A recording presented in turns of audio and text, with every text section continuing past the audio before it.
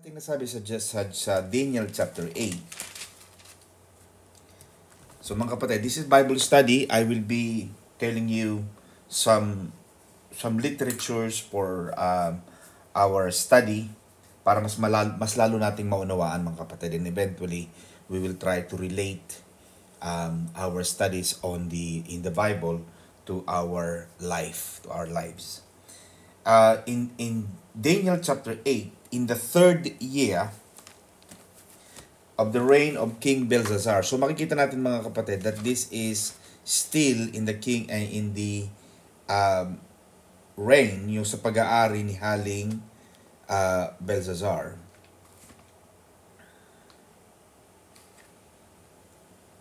Ito mga kapatid din nasa kanyang pag-ahari.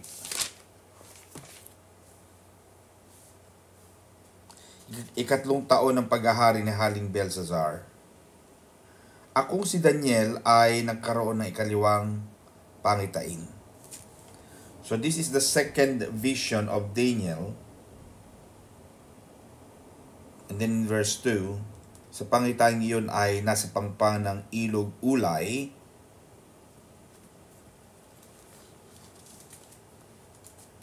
at napapadira ng lungsod ng Susa sa lalawigan ng Elam.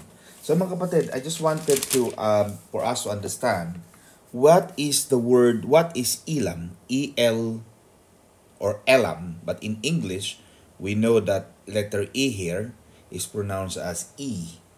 Sa atin kasi Elam, entrance. But in English literature, we pronounce it as Elam. Now, sa Tagalog, Elam but Elam mga kapatid is, in our biblical account, Elam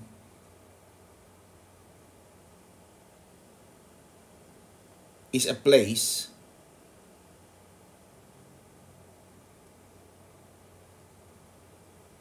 alongside the Persian Gulf to the borders of ancient Persis in the south.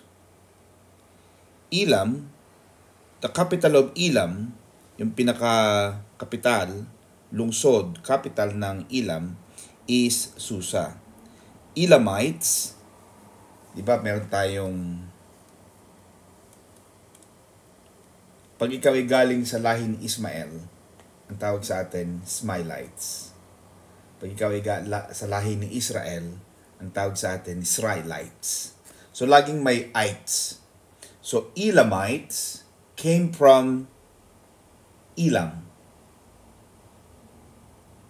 And Elamites, according to the historical account of the Bible,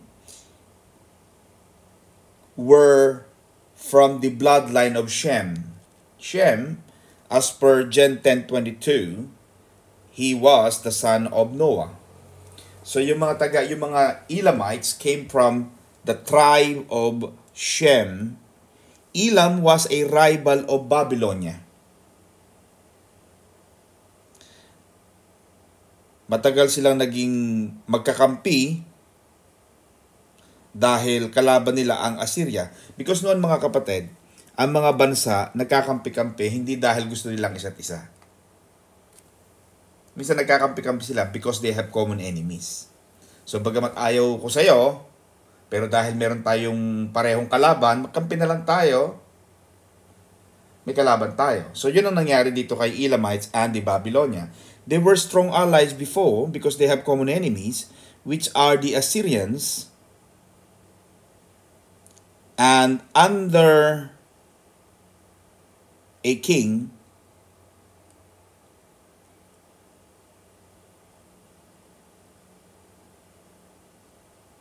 tinalo yung Assyrians mga kapatid, because I'm reading the historical account para maipaliwanag ko sa inyo ng maayos. Bagamat magkakampi si Elam, yung mga Elamites and the Babylonia, pero tinalo sila ng mga Assyrians.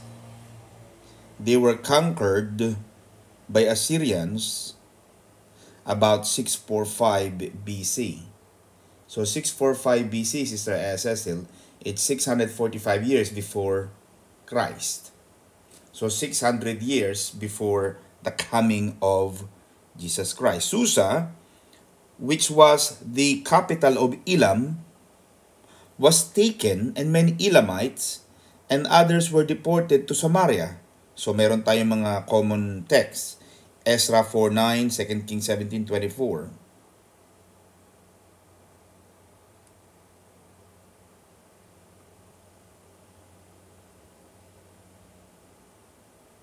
But upon the breaking up of the Assyrian Empire by Nebuchadnezzar and the Medes about 616 BC, the Assyrian Empire was divided among the Medes Lydians and the Babylonians about 553 BC. Dumating ngayon mga kapatid si Cyrus the Great, who was the king of the Persians and subject of the Median king, revolted and captured the Median king. So may mga, kaya mga kapatid, mapapansin nyo, di ba? Nung napanaginip, pinakita ni Sister Cynthia, nakita mo yung pinaka-head. Sister Cynthia, meron ka pa noon, yung picture ng head, ng breast, ng leg, ng foot. So makikita natin mga kapatid ang hierarchy noon, yung pagkakasunod-sunod nila. The Persians conquered Lydia, so Lydia was a place. Conquered Lydia, Babylon, and Egypt until the coming of Alexander the Great about 336 before Christ, 336 BC. So makikita natin mga kapatid, talagang totoo yung history. We are reading before our very own eyes. Narinig na natin sa mga kasaysayan, narinig na natin sa ating mga pag-aaral ng mga high school, elementary, or college in our history. Nakita natin that Alexander the Great was one of the strongest kings. But before I forget, Sister Cynthia, Alexander the Great, who was a very strong king, there was a story from in Greece that when Alexander the Great died, Sister Cecil, he commanded his servants to have four openings in his coffins. Doon sa kanyang kabaong, sa kanyang ataol, meron siyang 4 na butas, Pastor Arlene. One of the greatest kings, we can see in the book of Daniel chapter 8, he came after the Persian conquered Lydia, Babylon, and Egypt.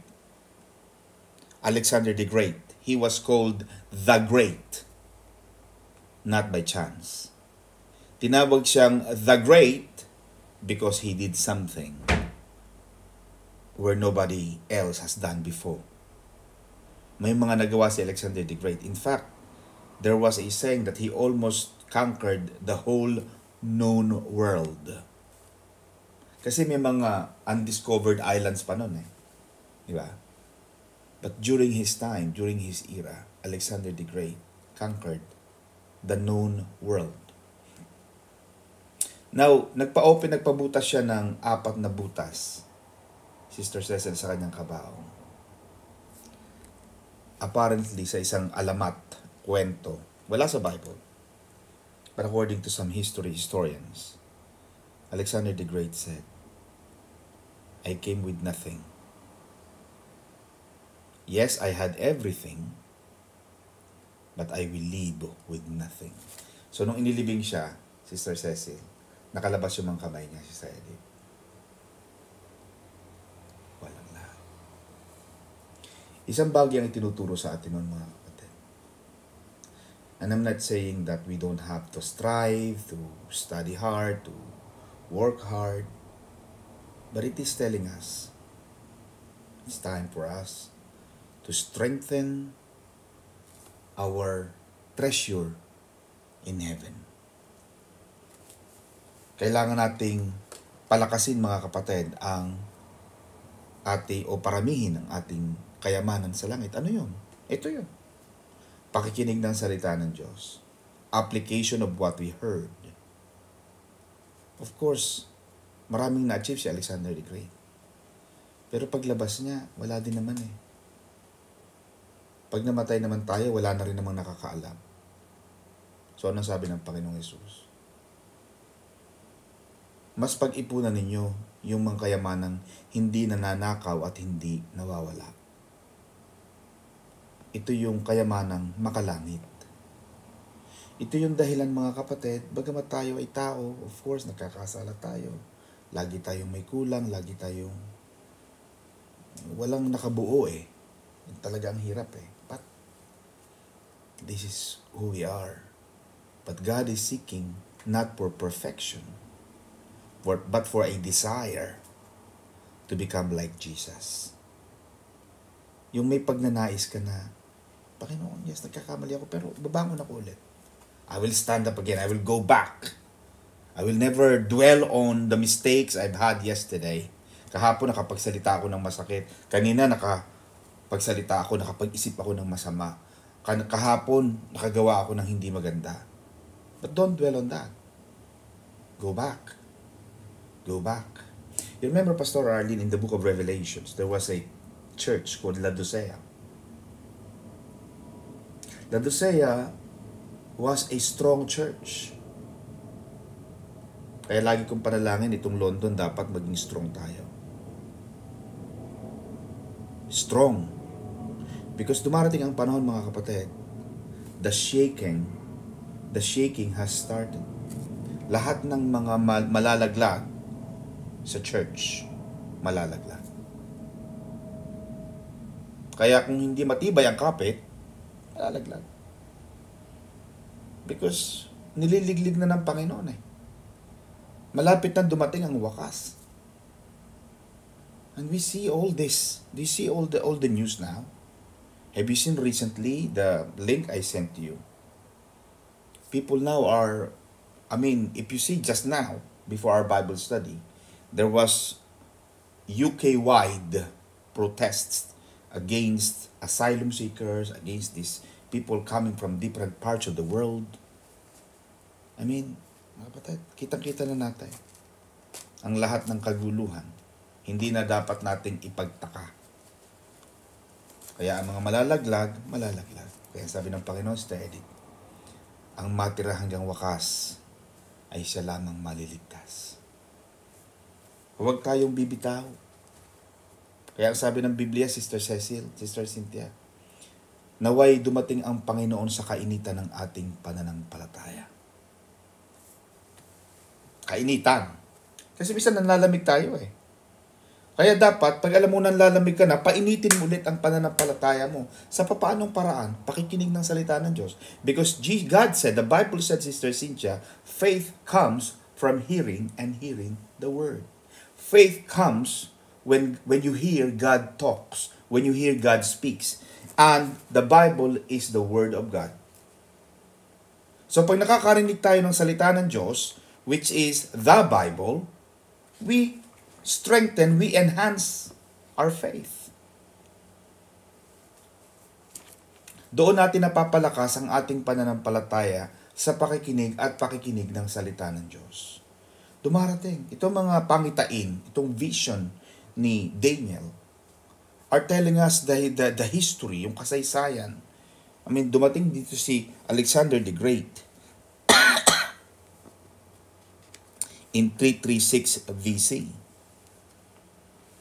Makikita natin na naging napakalakas nila. Now, ano yung main topic na itinuturo ng Daniel chapter 8? You see, when we read a chapter, what is the essence? Ano yung main thought ng ating pag-aaral?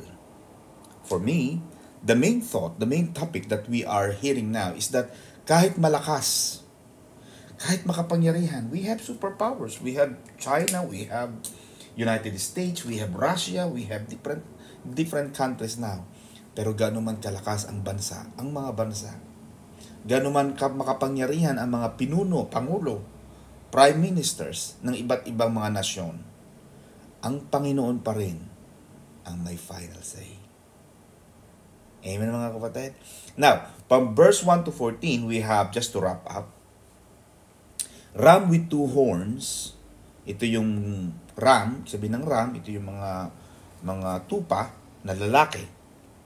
Ram with two horns, they represent the Medo, which is the Midianites, and the Persian Empire, pinagsamang makapangyarihang bansa. The Medo Persian Empire. The goat with a big horn, yung isang kambing naman na may malaking sungay, they represent Greece and Alexander the Great. Thank you, Sister Cynthia. Yeah. So makikita mo, ito ang nakita ni kapatid na Daniel sa kanyang pangitain. The big horn was broken, replaced by 4 horns. So yung apat na yung isang malaking sungay ay nasira, nabasag, at pinalitan ng mga apat na sungay. And in the historical account, that 4 divisions, 4 kingdoms were formed out of Alexander the Great Empire. Alexander the Great died at the age of 33. Tama, napakabata. Kung mapapansin mo, Pastora Arlene, yung mga taong, we even had, hindi ito pagtawa ha, hindi ito pangmamaliit. Merong Pilipino naging mayor, merong mga abogado, I think hindi ko matatandaan. Marami siya nagawa, marami siya naitayong college dito. Can't remember the name. Kung kayo ay naging Cynthia Barker. Siya ay nagtayo ng Majestic College, yung mga nag-student visa. Kung naabutan niyo yan, yung mga Majestic College. Sumulat yan, nakita ko ang libro niyan sa Philippine National Bookstore. Nagsulat yan ng libro. Nakita ko yan sa border, naging immigration officer. Bagamat hindi sa solicitor like me, pero immigration advisor siya ng OISC. And then I heard that he became a mayor. Sister May was saying she was driving a Ferrari. She died young. You see, Alexander the Great was called the Great. Wala kang makikitang nagsabing Nebuchadnezzar the Great or Cyrus the Great. Wala. But Alexander's name was called the Great. Pero nung kapalit, maaga siyang namatay. Yeah, relax lang kapatid. Dahan-dahan. Hindi wala ka ng inurasan, lahat ng part-time, overtime, sideline, marketing, MLM, multi-level marketing, pinasok mo na. Hindi ka na nakakapunta ng church kasi inatupag mo, puro negosyo, puro business. Hindi ka pa rin naman yumayaman. Ang dami-dami mong business. Puro monkey business. Hindi ka naman makabili ng business class. Until we realize, Sister Edith, that it is God who will tell you, who can bless you, who can inform you, and who can direct you. Because sabi ng Panginoon, Pastor Arlene, God orchestrates the steps of the righteous. Orchestrate. God directs the steps of the righteous. Kapag ang isang taong matuwid, ang Panginoon mismo magtutuwid ng landas niya eh. Alam mo ba ngayon, pag nagdadrive ako, Sister Feli, sa UK, yung aking kotse na Jaguar, meron siyang symbol, Sister Arlene, Pastor Arlene, na guhit-guhit.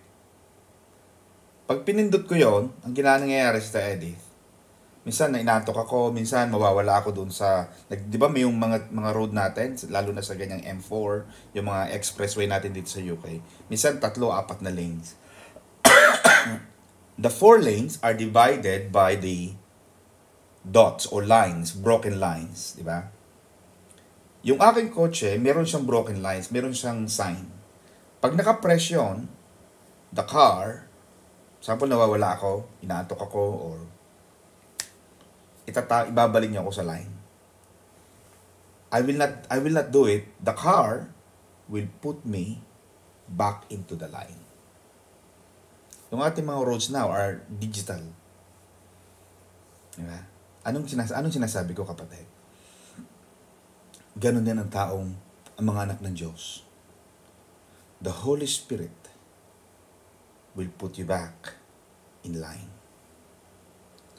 Yes, minsan sasala tayo, Sister Edith. But the Holy Spirit will again put you back. Will again direct you. Put you in the right lane. Sasabihin ng Panginoon, mali ka na. Balik ka sa lane. Ganun ang nangyari sa Laodicea. Sabi ng Panginoon, dati malakas ka eh. Dati ang lakas mo, ang tibay mo eh. Dati lagi kang masigla. Talagang burning, naglalagablab na pananampalataya, parang apoy. But in the succeeding verses, Sister Edith, God said, but you lost it. Sabihin, you lost that fire. You lost that fire. Yun ang nakakatakot dun eh. Alam mo yung laging hype na hype. Tapos biglang, baba. Kaya ito lagi ang panalangin natin, mga kapatid. Manatili kayo sa init ng inyong pananampalataya. Dahan-dahan lang. Hindi mo kayang ubusin, kapatid. Ang pera ng United Kingdom. Huwag mo nang tingnan kung anong ipinapagawa ng kapitbahay, Sister Feli. Kung nakakapagpagawa man sila, Sister Cecil, ng second floor, at ikaw ay bungalow, pero masaya naman kayo ni Brother Jim, nagkakape kayo, hot chocolate, bacon and egg, sa umaga, di ba, Sister Edith? Nasa rocking chair kayo na Brother Sop, pengi akong ano dyan, isang coffee na lang, dear. Oh. That is the best thing in life. Satisfied. Relax. Hindi yung, oo nga, nakuha mo ng lahat. Tapos bigla ka namang dedo ka na kinabukasan. Sinong nag-enjoy? Sinong nanginabang sa mga pinagpundaran mo? Wala eh. Oh. Kaya sabi ko nga kasi, yung daddy ni May nandito. Sabi ko, daddy, yes. Marami pa tayong pwedeng gawin negosyo eh. Pero na, I'm happy where I am. Kung nasa bahay na ako, Sister Edith, nakikita ko na yung aking mga chandelier. Nakikita ko yung mga naggagandang mga ilaw na pininturahan ko ng gold. Mura lang naman ang pintura, Sister Cecil. Para na kaming nasa hotel. Lalagyan ko ng konting sounds na Kenny G, saxophone. Lalagyan ko ng konting piano, Pastor Alin. Da-ra-ra-ra-ran. La la la la la la la la la. O, diba? Ang sarap ng buhay. Relax. Hindi wala ka nang ginawa. Kahit Carnival Festival, nagtatrabaho ka sa Notting Hill. Walang inurasan. Inubos mo na lahat.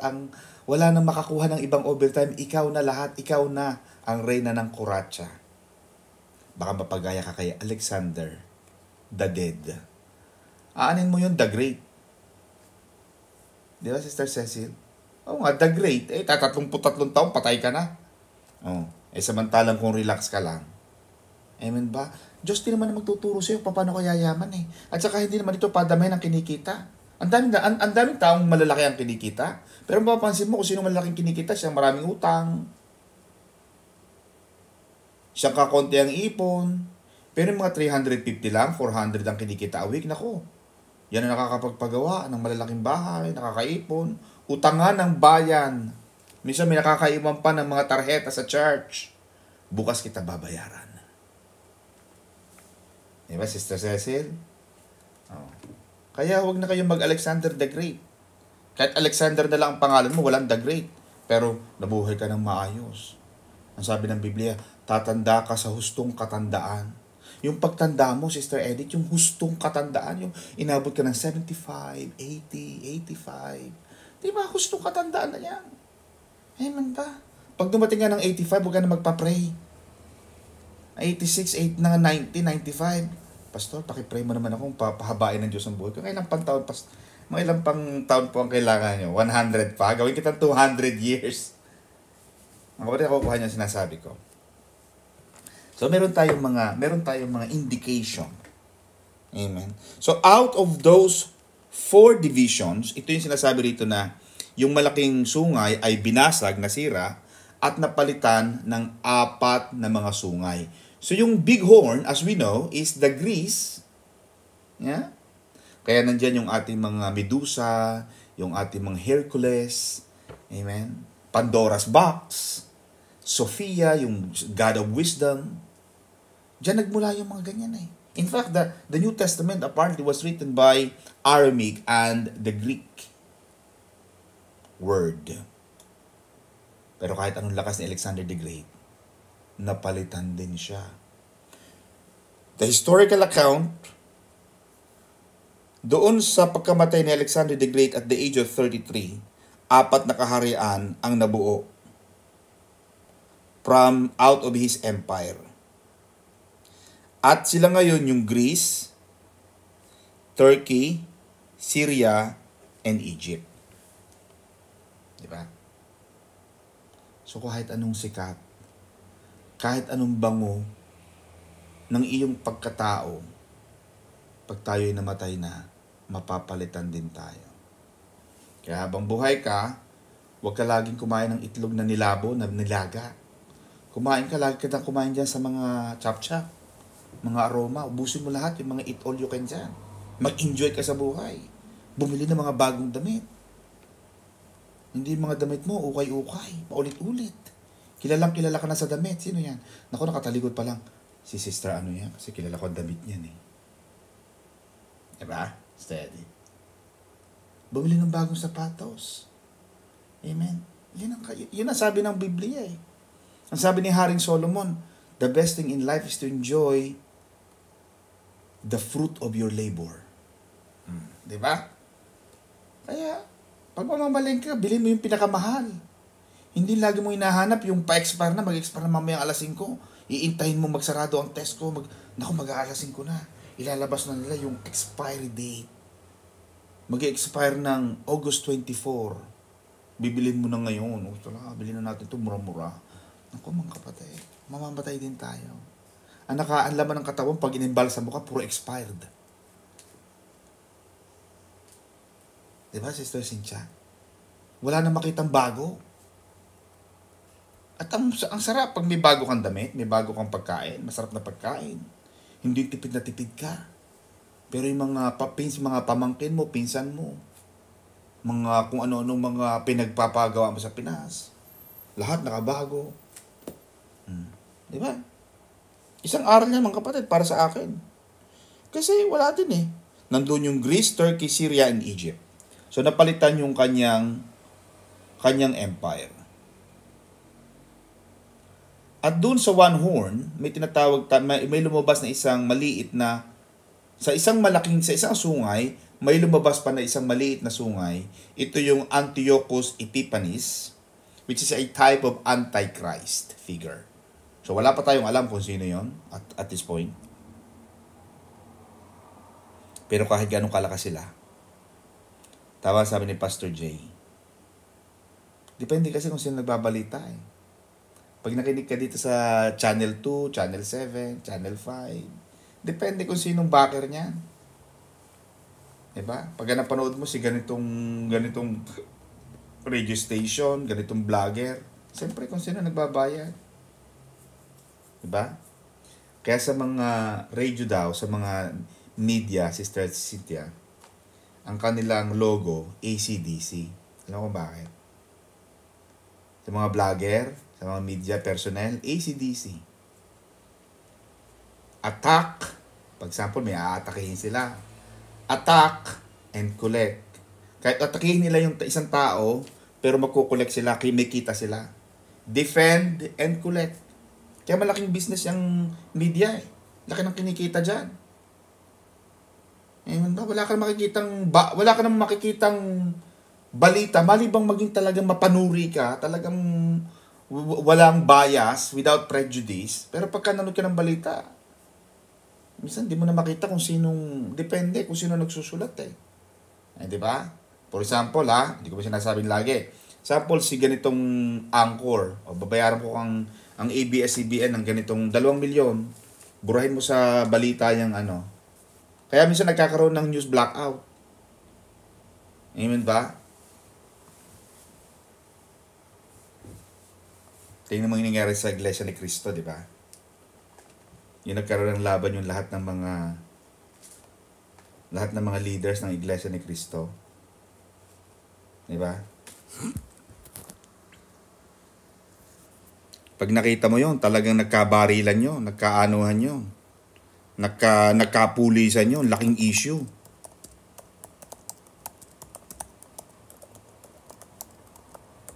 Biglang nawala.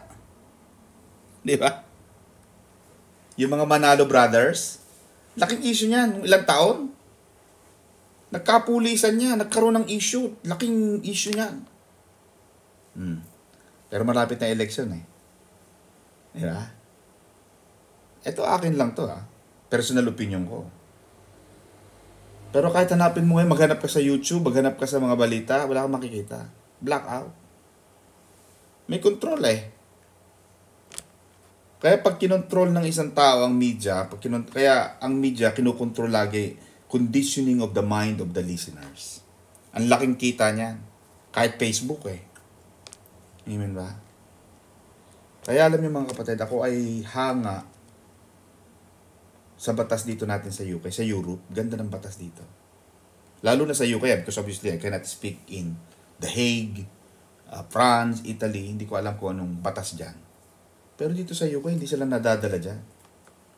Walang pakialam ang judge yan kahit na national television yan o nationally televised or anchored. Wala. Hindi sila pwedeng bayaran. Pag tama ka, tama ka. Pag mali ka, mali ka. Pag may paninindigan ka, lumabang ka. Kahit wala kang pera, pwede kang lumaban. Sa Pilipinas, pag wala kang pera, tumabi ka. Wala kang kay. Amen ba mga kapatid? Now, balik tayo sa issue. Kaya parang politika eh. Di ba? Lagi mong tatandaan, Sister Gemma, depende kung sino nagsusulat. Kung ang nagsulat ng kasaysayan ni si Andres Bonifacio, pagagandahin niya ang pangalan niya. Di ba? Pero pag ang nagsusulat ay si Emilio Aguinaldo, iba ang sulat niya. Depende. Minsan nababasa natin is 40%, 30% truth. But the remaining 70 or 60% undocumented. Minsan napapakita sa iyo clip. Example, nakita mo yung pinakita ko sa inyo na yung picture ng isang aso na kagat-kagat niya yung leeg ng tupa. Ganun lang, di ba? Nakita niyo yung dati. Minsan ganun papakita, ang sama ng ugali ng asong to, kinakain niya yung tupa. Walang awa. Pero pag pinanood mo yung buong clip, si Edith, yung tupa nalulunod. Sinagip ng aso. Nakukuha niyo yung point mga kapatid. Na kung ikaw ay isang matalinong manonood at sinusuri mo talaga ang mga pinapanood mo, pinapakinggan mo, malalaman mo, it's not the whole story. Kaya pag nasa court kami, sabi ko, Your Honor, my client is here. Will you tell the truth? Nothing but the truth? 100% truth? Kasi kung 99% yan, hindi yan truth. Hindi yan full truth. May falsehood. Kasi 1% falsehood eh. Paano mo bibilangan yung 1%? Kaya mga kapatid, itong parang politika ngayon yan. Pero dadaan lang sila. Ang Panginoon pa rin, merong itong si Vic Rodriguez, na dating spokesperson ni BBM. Di ba lumipat siya nasa tandem siya ngayon ni Sara Duterte. Nilabanan niya ngayon si BBM. Sumulat siya, ang kanyang book, nakita ko, The Kingmaker. Sabihin, siya daw ang naging dahilan kaya naging king si The Kingmaker. Hello? Ikaw nga, talo ka sa eleksyon eh. Di ba? May mga tao yumayabang. Parang lagi mo sa kanya utang na loob yung nangyari sa'yo. Di ba? Pero si Edith, the only kingmaker I know is the Lord. Sabi ng Panginoon siya ang nagtataas at nagbababa ng bawat kaharian. He puts down, He promotes. He makes the king. Natatanda mo yung sinabi ni Propeta Samuel, Sister Cecil, kay King Saul, nung nagkamali si Haring Saul. Ang sabi ni Propeta Samuel, alam mo ba, na ngayong araw na ito, ngayon, inila-line up na ng Panginoon ang mga susunod na kaharian sa'yo. Yung magiging anak mo at magiging apo mo, sila na sana ang magiging susunod na mga hari at prinsipe, reyna ng mga kaharian. But because of your disobedience, the kingship, the throne, was taken away from you. Yun din ang sinabi ng Panginoon sa Laodicea. Inalis ng Panginoon sa kanila yung glory. Yun ang wag nating hayaang mawala sa atin, mga kapatid. Wag nating hayaan na mawala mawala ang Panginoon sa atin. Kasi tayo naman, Pastor Arlene, tayo ay katiwala. Hindi natin pwedeng sabihin na, no. Let us become a useful vessel sa Lord. Dahil kahit Alexander the Great ka pa, pero kung hindi ka nakapakipakinabang, hindi ka kapakipakinabang sa Lord, baka mawala yun, baka maging kagaya tayo nitong si Alexander the Great or itong si Laodicea na church. Papatuloy tayo, mga kapatid. So laging sa verses 15 to 26, may expiration palagi. In-explain kay Daniel yung mga nangyari. And I would like to quickly, mga kapatid, alam kong sino rito nakapanood ng carnival sa Notting Hill? Nanood ba kayo dyan, mga kapatid? Mga kapatid, hindi na ako. Sabi ko nga, Pastor Arlen, alam mo, ang gusto ko nga, magtrabaho nila ako sa bahay. Alam mo bakit, Sister Cynthia? Alam mo, pagtatrabaho sa bahay, ang ganda. Una, malaki ang kita. Like si Pastor Arlen, biro mo, nakakarating na Portugal. Minsan pupunta sa ng US. Minsan pupunta. Si Sister Arlene Eliza. Sister Arlene, nasa UK ka ba o nasa Ibiza na siya eh? Alam ko nasa Ibiza yan eh. Nasa UK. Kita mo. Diba? Sister Edith. Mag-a-Ibiza. Ha? Yung iba walang visa. Ikaw nasa Ibiza. Mga kapatid. Nakakarating ka ng libre. Ha? At the employer's expense. Ang iba pa nga, si Pastor Arlene, naka-business class. Kahit walang business, naka-business class. Ay pag nasa business class ka baga, Sister Edith, di ka iba ang timpla ng juice. Alam mo sa economy, maghintay ka. Kahit maglulupasay ka, hindi ka nila bibigyan ng tubig hanggat hindi kainan. Sa business class, kauupo mo pa lang. Ma'am, meron na lalaki waiter sa'yo. Do you want any coffee? Do you want orange juice? Hindi kasi sigaw. Walang pindutan doon. Bakit? Lalapit sa'yo eh. Meron mo? Kaya gusto ko magsabi ko nga, Panginoon, baka gusto ko mag-change ng career. Siguro, Panginoon, maglilinis ako ng bahay. Total, marunong naman ako maglinis. Di ba? Kasi mga kapatid, alam ko yung bakit nasasabi yan, Sister Edith. Dahil kami mga abogado, lalo na ako, wala akong oras. Yung oras ko, kahit nag-holiday ako, kahit na bakasyon ako, kahit Pasko, bagong taon, dami kong ginagawa. Hindi naman ako kagaya nyo na pag naka-day off, talagang off. Pati phone, naka-off. Hindi kayo pwedeng tawagan. Amen ba? Pastor Arlene, natatandaan mo. Galing ako ng hearing. Pastor Don. O, di ba? Kaya sabi ko, Panginoon, baka po, ipapanalangin ko, Panginoon, na baka pwede nila ako mag-career, mag-apply ako dyan kina Sister Charmy. Sister Charmy, magpapasa ako sa iyo ng CV, ha? Just in case. Gusto ko mag-part-time. Aba, mga kapatid, dati akong career. Noong mga 2005, 2006, nag-alaga ako na matatanda, kaya alam po yan. Now, ito mga kapatid sa 15 to 26. Mga kapatid, wag muna kayo matutulog. Total, ngayon naman ay Sabado sa atin. 15 to 26. And it came to pass when 15 to 26. And it came to pass when Daniel, maganda rin kasi nababasa sa Tagalog eh. Habang akong si Daniel, na nakakita ng pangitain ito, ay nagsikap o nagsisikap na maunawaan ang kahulugan nito, biglang lumitaw sa harapan ko ang tulad ng isang tao. Diba? So, ibig sabihin, Sister Edith, is that, as usual, pag nananaginip tayo, maganda hanapin natin ang kahulugan ng ating mga panaginip. At biglang lumitaw sa harapan ko ang tulad ng isang tao.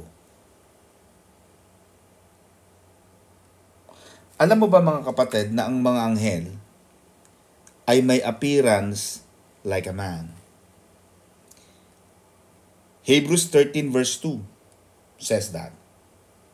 God also has the same kind of appearance. Ezekiel 1:26-27. For man was made boldly, or for a man was made bodily in the image and likeness of God. Genesis chapter 1, verses 26 and 28. Genesis chapter 9, verse 6. James chapter 3, verse 9. And John chapter 4, verse 24.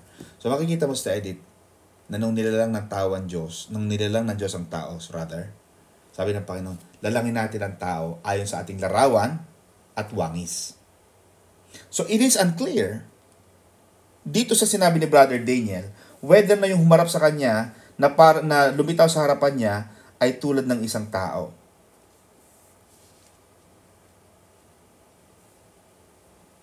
Then, mga kapatid, 16, at mula sa pangpang ng ilog ulay, ULAI, ay narinig ko ang isang tinig ng tao na nagsabi, Gabriel, ipaliwanag mo sa taong ito ang pangitain. Isip mga kapatid, I always teach you. The moment you understand yung mga itinuturo ko sa iyo sa pag-Sunday, that you can command the angels, very, very powerful. Very powerful. When you pray, when you speak, because nasabi Sister Cynthia ng Panginoon, God's word will not return void. When the voice of God is heard by the angels, heaven moves. Regardless of who spoke it, kahit sino magsalita niyan, whether Diyos o ang tao, na nakakaalam ng salita ng Diyos, nakikinig ang langit. Gumagalaw ang mga anghel. According to what was spoken. Kaya, pag nananalangin kami ngayon, Pastor Arlene, when we pray, when we speak, when we make declarations, that I am seated alongside with Christ to rule, that I can do all things through Christ who strengthens at me. But my God shall supply all my needs according to His riches and glory. You have to use an appropriate armor in an appropriate circumstances. For example, may sakit ka. Mga kapatid ha. I know, Sister Cynthia, I'm going ahead of time. Lampas na ako sa time. But I just want to teach you this, mga kapatid. For example, may sakit ka. Dapat alam mo kung anong Bible verse ang para dyan. Hindi mo pwedeng sabihin ng Philippians 4:13, which is I can do all things, kung ang ipinapanalangin mo ay kagalingan. Ang gagamitin mong verse dyan is in the book of Isaiah and the book of 1 Peter, that by His wounds, by His stripes, I am healed. Jehovah Rapha, the God that heals. You know what is the appropriate armor or weapon against the enemy in a particular problem. Nakukuha mo, kapatid. Kapag kulang ka ng karunungan, hindi mo maunawaan, basahin mo yung Book of James. Ang sabi ng Book of James, humingin ka sa Diyos na nagbibigay ng karunungan na hindi nanunumbat. Kapag kulang ka ng kayamanan, kulang sa sweldo, kulang sa maraming bayarin, Philippians 4:19. Kapag nanghihina ang kalooban, basahin mo ang Book of Joshua, yung sa book ni Joel. Have I not commanded you? I will be with you until the end of time. What I'm saying, mga kapatid, we are now listening in verse 16, Pastor Arlene, at mula sa pangpang ng ilog ulay, and I heard a man's voice between the banks of Ulai, which called and said, Gabriel, make this man to understand the vision. May isang nag-utos, isang lalaki. We're not sure, hindi sinabi ng ating biblical account, if that command was from God, pero sinasabi sa ating text, I heard a man's voice. In my study, there are only two men currently in the heavens. We have Enoch and Elijah. Sila yung Pastor Allen, sila yung mga taong hindi namatay. Sa sobrang lapit nila sa Diyos, kinuha na sila ng Diyos. Kaya nauso doon yung Sister Edith, yung mga taong mababait, madaling mamatay. Yung mga masasamang damo, ang tagal mamatay. Kasi Enoch and Elijah ang pinag-uusapan. Diba? Para makikita natin, Pastora Arlene, na inutusan ng tao, and according sa mga scholars, they are either Enoch or Elijah na nasa langit, inutusan nila si Gabriel na ipaliwanag kay Daniel ang ibig sabihin ng kanyang pangitain. Now, Gabriel is one of God's chief angelic princes. Daniel chapter 16, in verse 6, Daniel chapter 8 verse 16, Daniel 9:21, Luke 1:19 and 26. Yan ang ating mga references. Kaya mong utusan na ang mga anghel to work in your favor when you speak God's word. Ikaw na balikat kay Edith, ikaw na sakit ng balikat, shoulder pain, I command you in the name of Jesus of Nazareth, by His wounds, nandahil sa mga latay at sugat ni Kristo Jesus, inuutusan kita. Lumayas ka sa aking katawan in the name of Jesus. I break all the works of the demonic attacks and devices. Come out of my body. I am God's property. In Jesus' name. By His wounds I am healed. Speak like, live like you are healed. Pag tinanong ka ni Brother Sopo, sweetheart, kumusta na ang mga balikat mo dyan? Naku, ito palakas ng palakas. Paganda ng paganda, paangat ng paangat. You speak like you are already healed. Because the angels can work for you. Mag-work sa inyo mga angels. You command the angels, oh Gabriel, angels, start to bring healing to me. Gusto kong gumaling na ngayon. Ipadala nyo sa akin. Pagalingin ako ng Panginoon. Because kapag nananalangin, pag sinasalita mo ang salita ng Diyos, Pastor Arlene, the Bible said, it shall not return. Hindi babalik ang salita ng Diyos sa iyo nang hindi gumagawa ng ipinag-utos mo sapagkat sinabi mo ang salita ng Diyos. Yun ang essence nun, mga kapatid. Pero mga Christians, minsan, please Lord, sana po mawalang tayo. No! Pinagaling ka na ng Panginoon. Papapansin mo, Sister Cynthia, ang sabi ng Bible, by His wounds, we are healed. Healed. Nandahil sa kanyang mga latay, tayo ay pinagaling. Ibig sabihin, Sister Edith, past tense na. Hindi sinabi ng Bible na nandahil sa kanyang mga sugat, tayo ay pwedeng gumaling. Futurist o future tense. No. The Bible clearly stated on a past tense. Nasa iyo na ang kagalingan. Yung pera mo, Pastor Arlene, nasa bangko mo na. You just have to go and claim. We-withdraw mo lang. Yun ang kulang sa atin. Kaya pag nanalangin ka, be confident. Strong. Espiritu ng kahirapan, lumayas ka sa bahay ko. Espiritu ng Walang trabaho, lumayas ka. Espiritu ng pagsuway ng aking mga anak, lumayas ka. Espiritu ng depresyon, lumayas ka. Sa aming tahanan, wala kang karapatan sa aking pamilya, wala kang karapatan sa akin. Ako ay pag-aari ng kataas-taasan Diyos. I command the angels to bring healing, to bring deliverance, to bring unity, to bring deliverance and prosperity in my home. Angels, start to work for me. You've heard God's word. Start working in my advantage. Strong. Speak like you're confident. Makikita mo, kapatid. Parang itong si Enoch at saka si Elijah. Inutusan nila na ipaliwanag kay Daniel. Because dapat may paliwanag yung mga panaginip.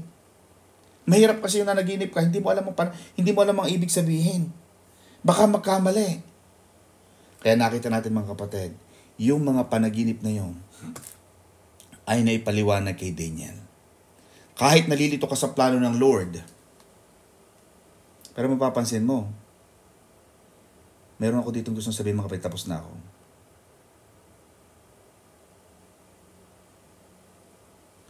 In verses 27, may sakit si Daniel lang ilang araw. Pero kahit nabigla siya, bumangon siya. And, Sister Edith, listen carefully, he did the king's business. Business as usual. Amen ba, mga kapatid? Kaya kahit nalilito tayo, kahit maraming nanghihina, just keep working for God. Keep doing your task. Yung pagiging tapat, yung faithfulness, maliliit na task lang yan. They are small task. Pero malalaking bagay yan sa kaharian ng Diyos. Amen ba? Kasi Diyos, lalo na pag may mga gawain tayo, may mga obligasyon tayo sa ating Panginoon, sa ating church, gawin mo yan to the best of your ability. No wishy-washy. Do it with excellence. Yung teaching natin kahapon sa France, di ba? Na, of course, may mga nasa Biblia din niya na nakalagay din niya sa Bible, Sister Edith, na ang hinahanap ng Panginoon ay ang mga mangmang. Pero ang gusto ng Panginoon, kahit mangmang kang tinawag, o wala kang alam na tinawag, dahil hindi naman lahat sa atin nakapagtapos ng mga matataas na pinag-aralan. Let's be honest. And people will sometimes question you and me. Ano ba naabot mo? Para magturo ka ng ganyan. Ano bang hindi naman maganda ang iyong boses? Bakit ka nandyan sa singing choir? Hindi ka naman marunong tumugtog. Hindi ka naman marunong magturo. Hindi ka naman magano. But God wants you to do your best. Improve. Kung hindi ka pa magaling, mag-aral. Wala namang taong pinanganak na magaling agad kumanta. Wala namang taong pinanganak na marunong na magluto. Nag-aaral. Kaya kahit tinawag ka ng Panginoon na mangmang o kulang sa kaalaman, pero sabi ng Diyos sa book of James, sa Santiago, Sister Edith, humingi ka sa Diyos na nagbibigay ng karunungan at hindi nanunumbat. Amen? Kaya pag nagtuturo ko, Panginoon ha, tuturo ako ngayon. Kaya kailangan, yung mga dumating, hindi sayang ang pamasahe. Ang layo-layo, yung iba nasa Gravesend. Yung iba nasa walking. Ang iba walking distance. Panginoon, please. Hindi sayang ang pagbisita ng mga taong pumupunta sa bahay ng Diyos. Amen? Pagpalain natin ang Panginoon, mga kapatid. God bless you. Salamat sa inyong pakikinig at nawa kayo ay pinagpala ng Panginoon. Amen? God bless you. Back to you, Sister Cynthia. Pagpalain kayo ng Panginoon.